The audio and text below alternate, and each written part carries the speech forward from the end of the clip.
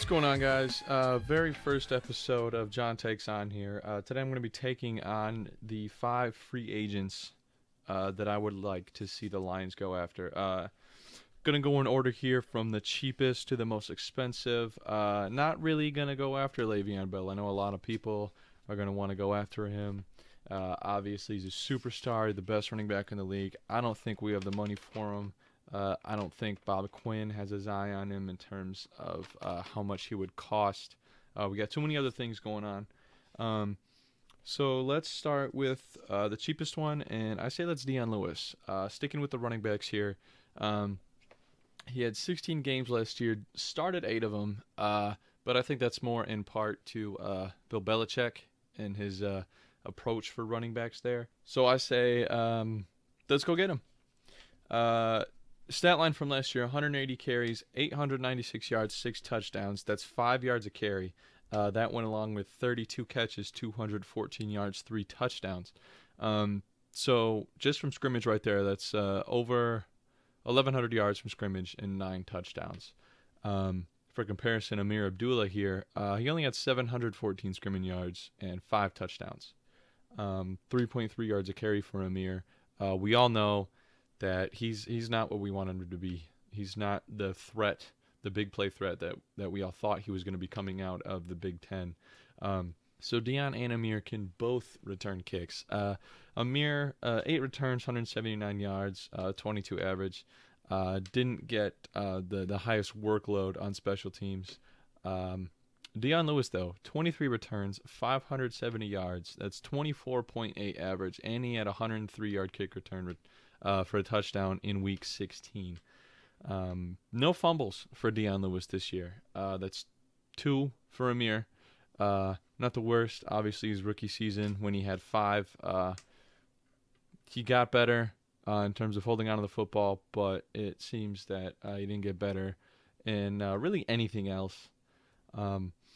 His vision, to me, seemed to get worse. His explosiveness wasn't there. Yes, he had his deal of injuries, but that's just not something that we need from our quote-unquote starting running back. So all in all for Dion Lewis, 1,680 all-purpose yards and 10 touchdowns. Only 893 all-purpose yards for Amir Abdullah to only 5 touchdowns. Now, according to SpotTrack.com, which is a really good website, this is where I'm getting all my information of who's a free agent, what the contracts are, and they included a feature on some players for market value. So the market value of Dion Lewis is only $5 million a year. So you're going to pay $5 million a year, which is the same as Latavius Murray. So essentially you're paying Latavius Murray money for Dion Lewis, who is second team All-Pro, voted by Pro Football Focus, Week 10 Offensive Player of the Week, and Week 16 Special Teams Player of the Week. I think it's a no-brainer. He'd be a cheap pickup. He adds depth. He's used to running by committee. He can return. He can catch. He can run. I think he's a good complement for Theo Riddick.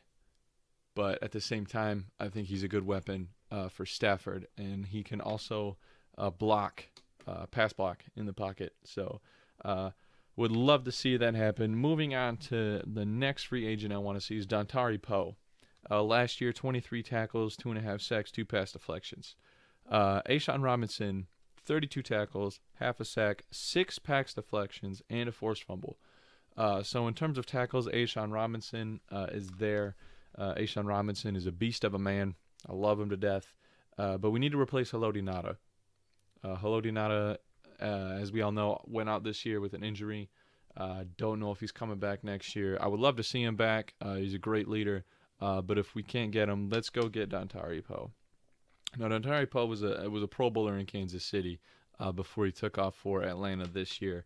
38 tackles and 6 sacks and a pass deflection in 2014 for Poe.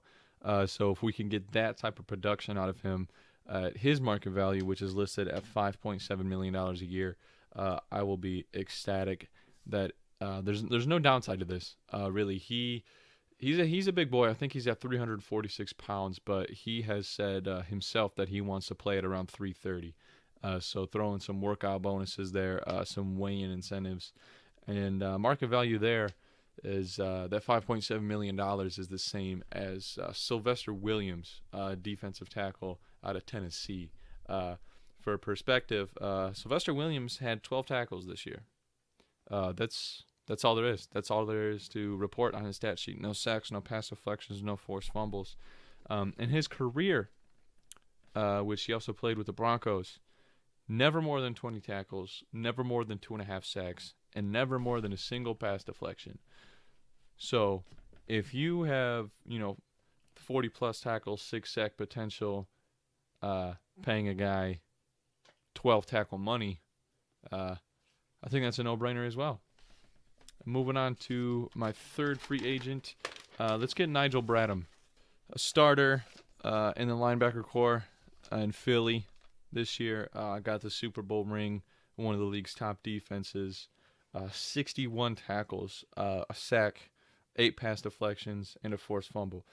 So this guy, he's a starter, no doubt about it, especially since I'm not sure how many of you guys out there noticed, but the Lions and Terrell Austin, who, wish him all the luck in Cincinnati. I love that guy. He ran plays specifically in a formation to disguise the fact that we didn't have a starting caliber outside linebacker outside of Tahir Whitehead. He ran a 5-2-4, 5 defensive linemen, 2 linebackers, 4 D-backs. So I think with Matt Patricia coming in and the flexibility that he enjoys on the defensive side of the football, you're going to need one. Whether you get one in the draft or you pick one up in free agency, an outside linebacker is a need. Paul Warlow is listed as a starter on our depth chart right now. He's not. Let's be honest, guys. He was on special teams more than anything. Jalen Reeves-Maybin got some action, combined for 41 tackles. So the two of them together still had 20 less tackles than Nigel Bradham. Paul Warlow got a pass deflection. Jalen Reeves-Maybin got 2. Reeves-Maybin forced a fumble. Don't get me wrong here. I like Jalen Reeves-Maybin. He's a quick guy. He's athletic. He's got real potential. But as of right now, we can't get over the hump based on potential. Amir Abdullah has had potential, and we've kind of seen how relying on that has gone for this organization. So I say get Nigel Bradham. $5.9 million a year average. It's his market value. That's a little below Whitney Mercilus, who is an outstanding linebacker for the Houston Texans, and a little bit more than Willie Young, who spent some time in Detroit, was more of a role player. He's in Chicago right now.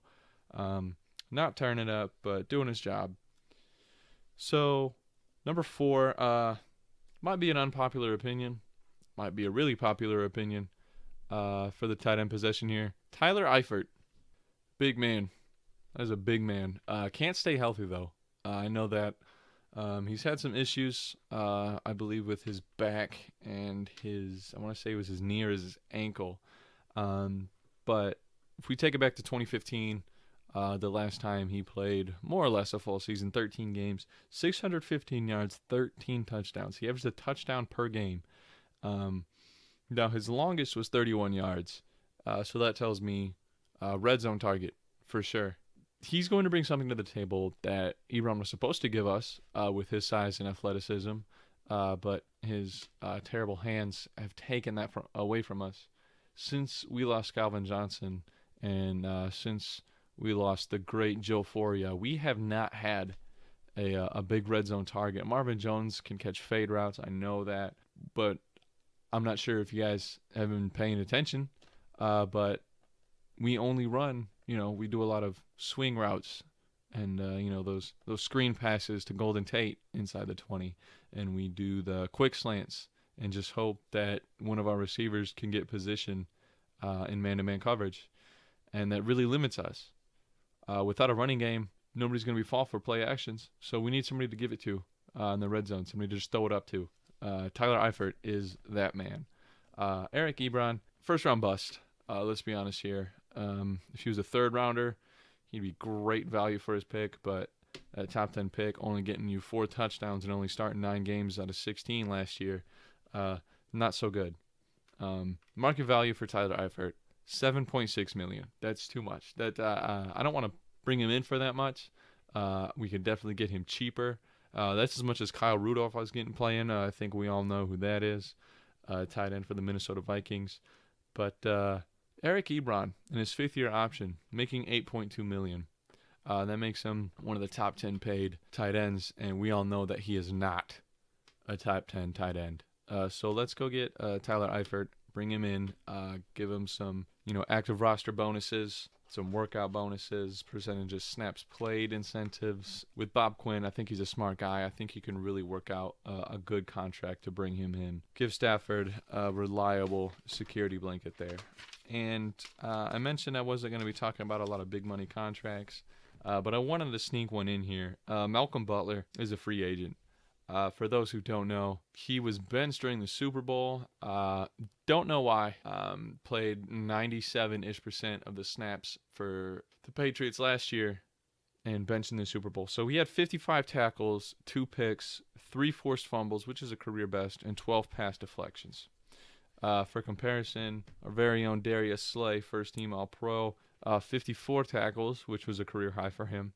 Went crazy on the ball this year. 8 interceptions, tied for first in the league. He only had 2 every other year, though.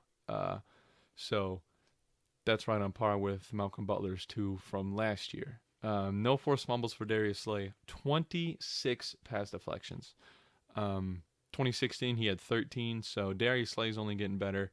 We had Diggs move to the safety spot next to Glover Quinn. That worked out pretty well for us. Diggs got himself a few forced fumbles in there. I think of the Tampa Bay game when he forced a fumble on O.J. Howard. Malcolm Butler would come in for, according to SpotTrack.com, $13 million a year. Now, Darius Slay is getting 12. Stephon Gilmore would be the $13 million a year guy to look at in terms of comparison. And I would take Malcolm Butler over Stephon Gilmore. Malcolm Butler's only 27 years old. I'd give him 3-4 years for $13 million a year. I wouldn't have a problem with it. Darius Slay got 4 years for $12 million a year. I think you get 2 top 10 corners, shore up that defensive line, get some linebacker help, and get some more weapons on offense. And suddenly the Lions are winning the NFC North. So big thank you guys for listening. This was my first podcast. So if you guys would like to give me any feedback, any comments, any reactions, any questions, anything you want to see in a future video, I'm completely open to all suggestions and anything you would like to tell me. So big thanks to you guys for listening, and I'll see you next time.